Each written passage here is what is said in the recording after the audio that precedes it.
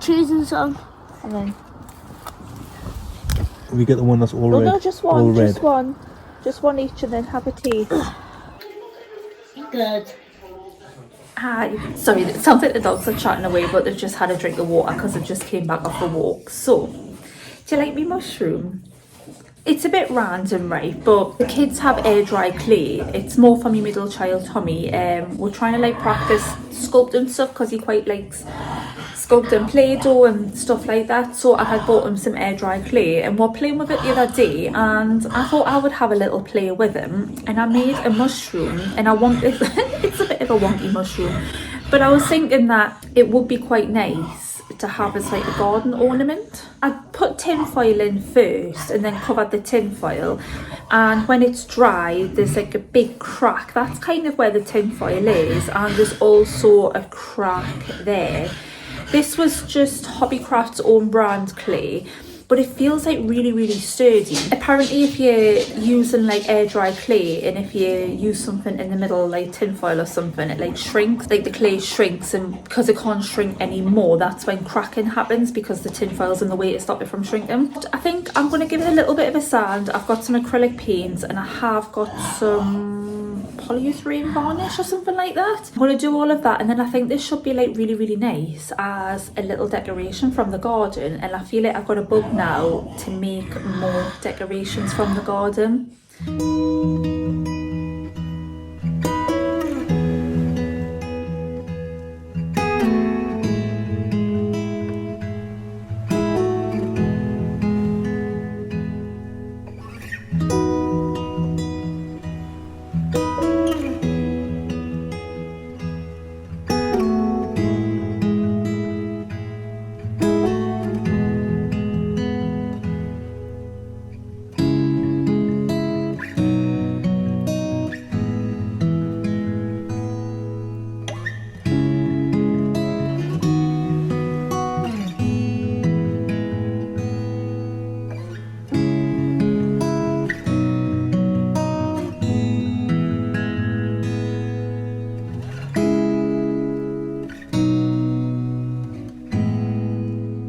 This is what it's looking like so far. I didn't like the colour at first for like the nudie kind of creamy beige, but then once it's together with the deeper red, because I didn't like the red either, I thought it was too dark, but the light red that I had was just, well, all the paints are old, so they've all like dried up, but the colours go like really nice together.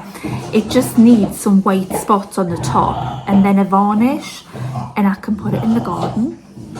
This is like the first one of probably many more to come, depending on how the varnish is in the back garden, because I've never done anything like this before. But I've got so many ideas, but I just love it. It's so wonky and it's like ugly but nice.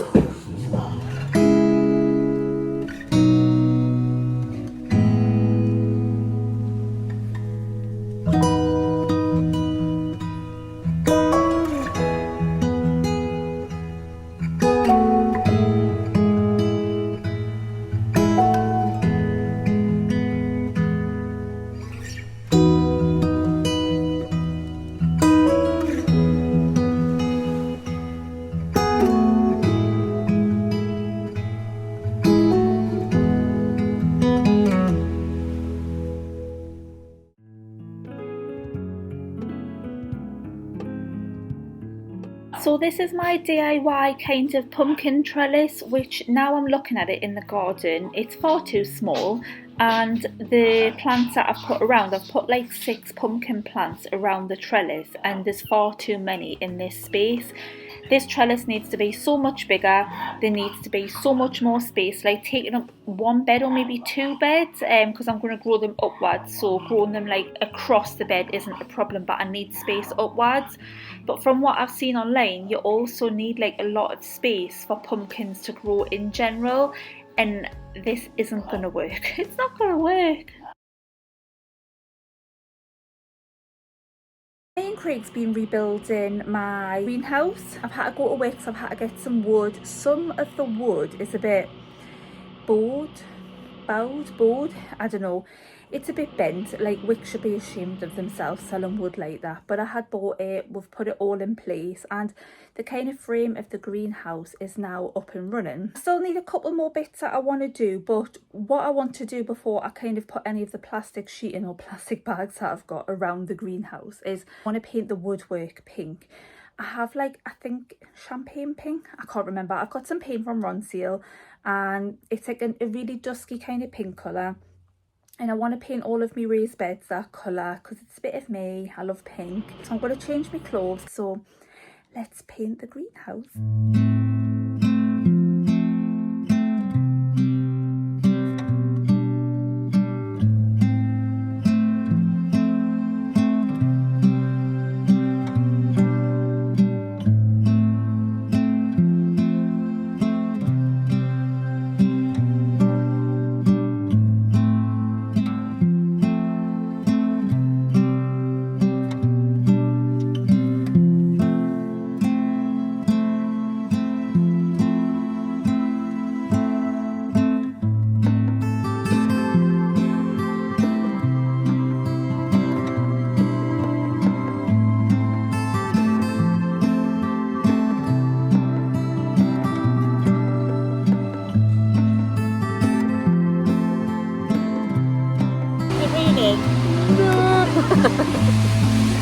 Oh, it's out, isn't